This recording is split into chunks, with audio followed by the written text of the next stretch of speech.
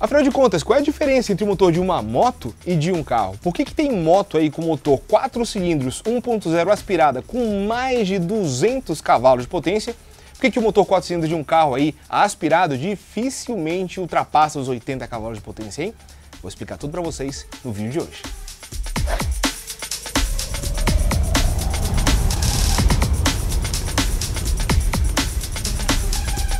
Sejam bem-vindos a mais um vídeo aqui no Auto RPM, pessoal, com oferecimento da Paraflu, da PneuFree.com e da Loja do Mecânico, as 3 patrocinadoras do canal. As informações das marcas estão na descrição do vídeo. O meu nome é Márcio Murta e aqui a gente vive de fazer matéria investigativa, técnica, história automotiva e por aí vai. Então, não se esqueçam, se vocês gostarem do que vocês assistirem por aqui, deixem o seu like, se inscrevam no canal e se vocês gostarem muito, por favor, pessoal, compartilhem o vídeo com os amigos e vamos lá, vamos falar dessa discrepância gigantesca entre um motor de motocicleta e de um automóvel, pessoal. Muita gente pergunta isso, o pessoal fala, mas não faz sentido nenhum. Por que diabos um carro rende tão menos que uma moto? Pessoal, propostas, tá?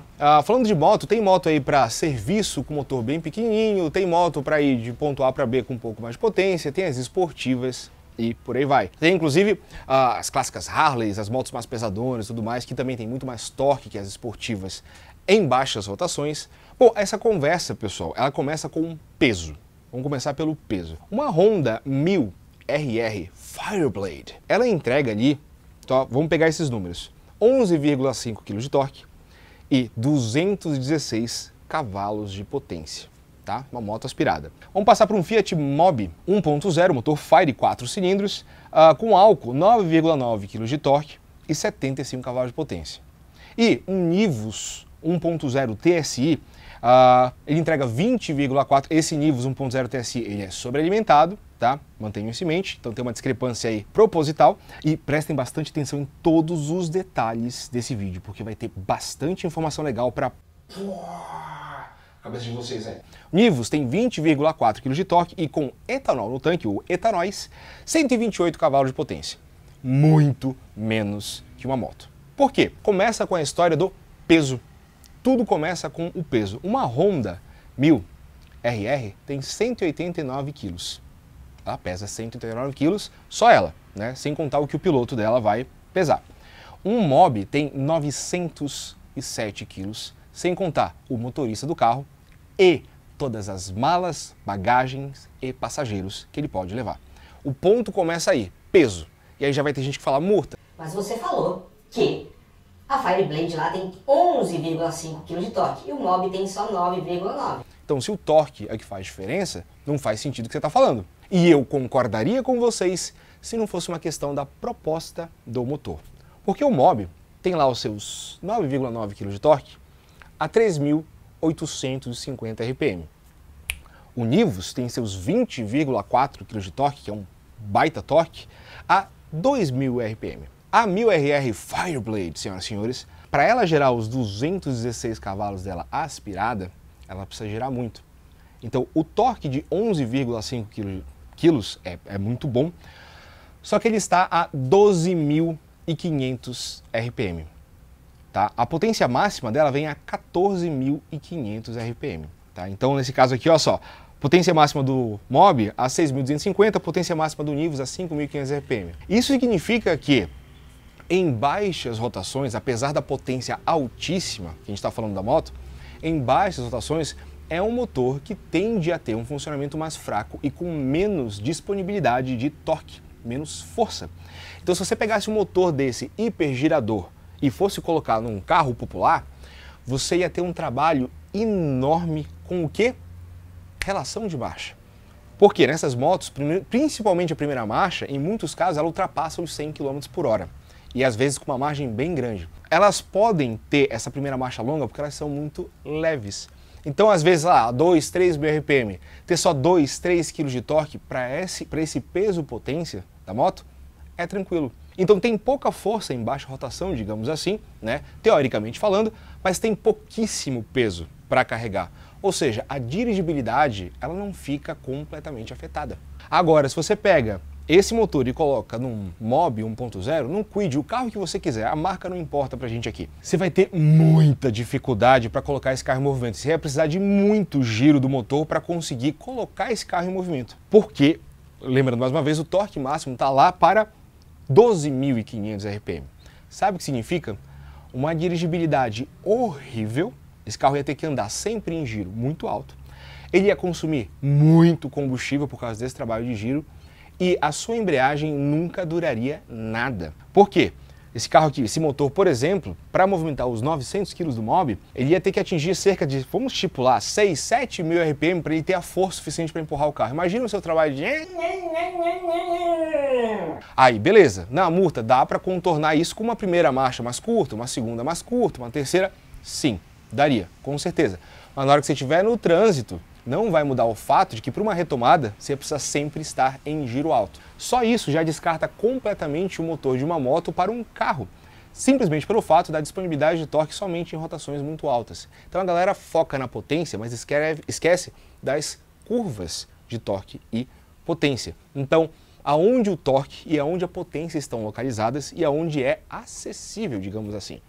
Tem um outro ponto que as motos não sofrem como um carro sofre em termos de níveis de conforto. Você pega uma moto esportiva dessa, você quer desempenho, performance, custe o que custar. As montadoras, uma Honda da vida, por aí vai, ela até pode desenvolver medidas para deixar a moto mais confortável e tudo mais, mas no carro, mais voltado para a família, para o uso do dia a dia, consumo, emissões de poluentes, conforto, por aí vai, entra um ponto, além desse da embreagem, do câmbio que eu falei para vocês e da falta de força em baixa rotação, que os engenheiros chamam de NVH. Já ouviram falar disso? É Noise, Vibration and Harshness. Então é ruído, vibração e aspereza. Um motor de 216 cavalos de potência 1.0 a 14.500 RPM, ele tem um nível de NVH inaceitável para dentro de um carro que vai ser vendido para o consumidor comum. Afinal de contas, ele precisa girar, então girar é atingir altas rotações. Então, isso deixa tudo bem mais complexo. É por isso que a gente não encontra carro 1.0 com uma potência específica tão alta. E é por isso, por sinal, que as montadoras investem muito no torque em baixa rotação. No carro, né? Falando no carro. Porque o torque em baixa rotação, a força em baixa rotação, permite com que você acelere pouco, com que você faça pouco esforço do motor. Isso ajuda em emissões de poluentes, consumo de combustível e por aí vai. Numa moto com um motor de 216 cavalos, pensa, é uma potência específica de 216 cavalos por litro. É altíssima para o motor aspirado. Mas no caso da moto, você não precisa de força em baixa rotação. Então, é possível, como o pessoal fala, desenvolver o motor virado no 11. Não estou falando que é fácil, tá? Envolvem muitos detalhes. Outra coisa que é interessante, o Fiat Mobi, motor Fire 4 cilindros, diâmetro do pistão de 70 milímetros. Curso de 64.9, então já é um motor super quadrado. Ele tem mais diâmetro do pistão do que curso de cilindro. Ou seja, o diâmetro do pistão do Mobi 1.0 do motor Fire, ele é maior do que o curso que ele percorre dentro do cilindro, né? Então a gente chama isso de motor super quadrado, tem vídeo aqui que a gente já explicou isso. No caso do Nivus 1.0 TSI 3 cilindros, o curso do pistão é de 74,5, o diâmetro do pistão é de 74,5 milímetros e o curso de 76,4. Ele é um motor subquadrado. Então, existe uma relação aí, claro, quem vai definir de um modo geral onde está o torque máximo do motor e onde está a potência máxima do motor é o eixo do comando de válvulas. É a peça que define a respiração do motor e, consequentemente, a peça que, define a respiração do motor nos melhores momentos.